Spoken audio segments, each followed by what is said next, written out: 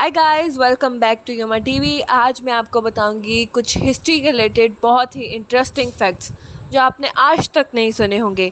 तो चलो शुरू करें। जिनी वाइली नाम की एक लड़की जो अमेरिका में 1957 में पैदा हुई।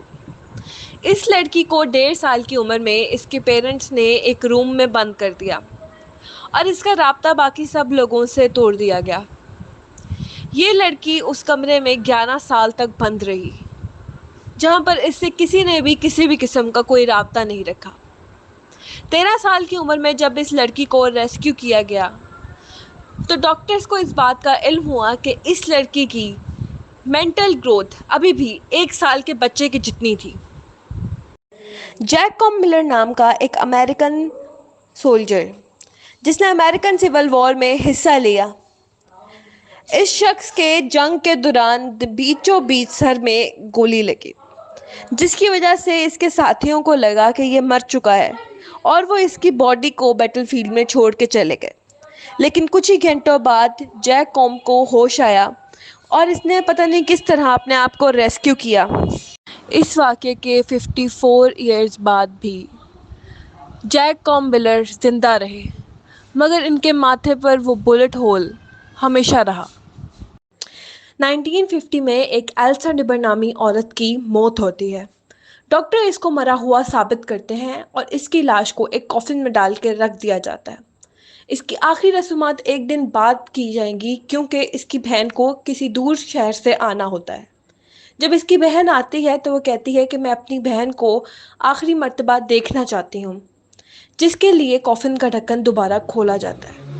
लेकिन जब कॉफिन का ढक्कन खोला जाता है तो ये देखकर सब बहुत हैरान हुए कि एल्सा डिम्बर उस कॉफिन में से जिंदा निकली। और इस वाक़े के बाद भी 67 ईयर्स एल्सा डिम्बर जिंदा रही। ये बात है 1923 की, जब अमेरिका की ओरेगन स्टेट से 4000 किलोमीटर दूर एक शहर इंडियाना में एक फैमिली अपने कुछ रिश्तेदारों से मिलने के लिए जा रही थी। इनके साथ इनका एक बॉबी नामी पालतू कुत्ता भी था। जब भी वहां पहुंचे तो बॉबी के ऊपर 3 कुत्तों ने अटैक किया। बॉबी अपनी जान बचा के भागा, जिसकी वजह से वो गुम हो गया।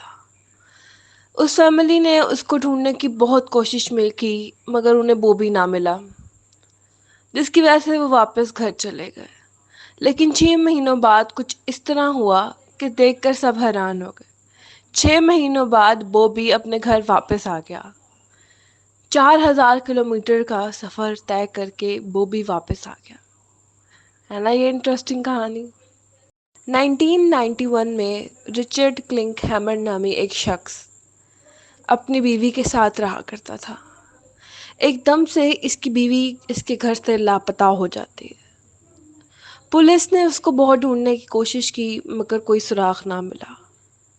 ठीक 1 साल बाद रिचर्ड ने एक किताब लिखी जिससे बहुत सारे सवाल खड़े हुए, और उस किताब का नाम था 7 ways to kill your life partner. ये बात सुन के पुलिस का शक रिचर्ड की तरफ हुआ, जिसकी वजह से उन्होंने दोबारा से तफ्तीश की, मगर उनको रिचर्ड के खिलाफ कोई ना सबूत मिलने की वजह से उन्हें रिचर्ड को छोड़ना पड़ा। 1997 में रिचर्ड और उसकी बीवी जिस घर में रहा करते थे, उसने वो घर किसी और को बेच दिया और ख़ुद किसी और शहर चला गया। 2002 में जब वो लोग अपने गार्डन की खुदाई कर रहे थे तो उन्होंने देखा कि वहाँ पर एक डेड बॉडी थी। वो डेड बॉडी और किसी की नहीं थी, वो रिचर्ड की बीवी की ही थी।